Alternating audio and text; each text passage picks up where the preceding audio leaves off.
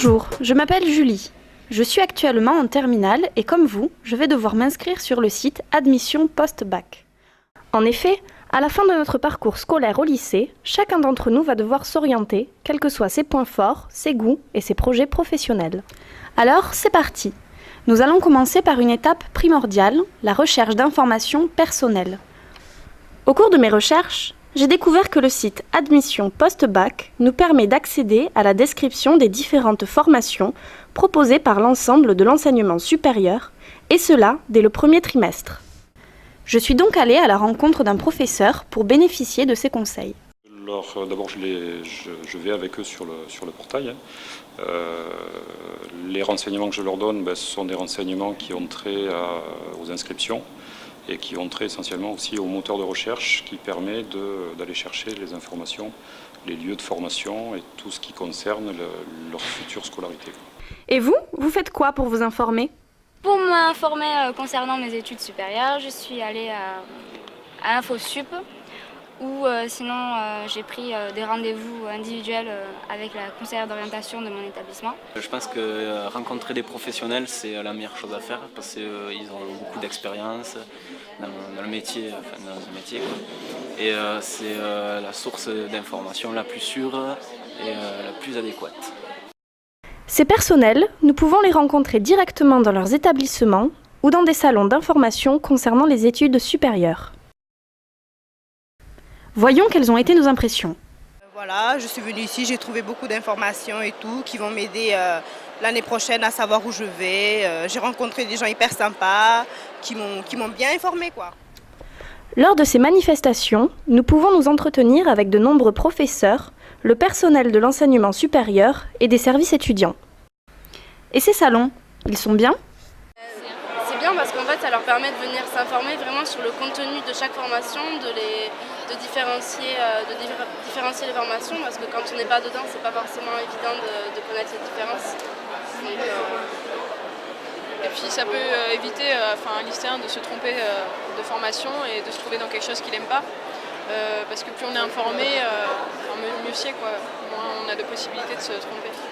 Si au cours de vos recherches, vous n'avez pas obtenu toutes les informations que vous souhaitiez, faites comme moi et rendez-vous dans les établissements pendant leur journée portes ouvertes.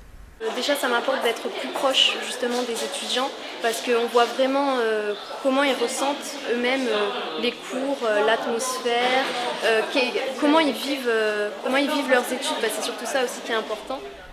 Maintenant que mon orientation est définie, il ne me reste plus qu'à m'inscrire sur le site Admission Post-Bac. Le site Admission Post-Bac est l'adresse du portail unique sur lequel nous devons ouvrir un dossier électronique obligatoire de candidature pour s'inscrire dans l'enseignement supérieur en première année. Muni de mon adresse mail, de mon numéro INE et de mon numéro d'inscription au bac, je peux désormais ouvrir mon dossier de candidature. Lors de notre première connexion, un numéro de dossier ainsi qu'un code confidentiel nous seront attribués. C'est très bien indiqué justement parce qu'il y a plusieurs fenêtres où ils nous demandent quel type de formation, quelle ville et direct ils nous trouvent la formation. Donc on la met tout de suite dans notre liste de vœux et après on peut y revenir, changer l'ordre des vœux jusqu'à ce qu'on soit sûr de notre choix, quoi. En effet, nous avons du 20 janvier au 20 mars pour saisir nos vœux et les classer dans l'ordre de nos préférences. Si vous doutez encore du choix d'une licence, vous pouvez faire appel à l'orientation active. Au cours de ces vœux, ils peuvent exprimer un projet personnel. Et ce projet personnel permet de demander un conseil d'orientation, ce qu'on appelle l'orientation active. Et le service universitaire d'information et d'orientation de l'université Paul Sabatier, avec les responsables des différentes formations, traitent ces demandes de conseil d'orientation. Et donc des réponses sont formulées à chaque lycéen qui le désire. Et ensuite, ils peuvent venir rencontrer des conseillers d'orientation ou des responsables de formation pour avoir une information un petit peu plus fine et un peu plus individualisée. Pour les formations qui le demandent, nous devons envoyer notre dossier papier en respectant la date limite d'envoi qui se trouve dans le guide national du candidat. Toujours là ? Souvenez-vous, entre juin et juillet, nous devons répondre à la proposition d'admission selon principalement 2 réponses au choix, oui mais ou oui définitif.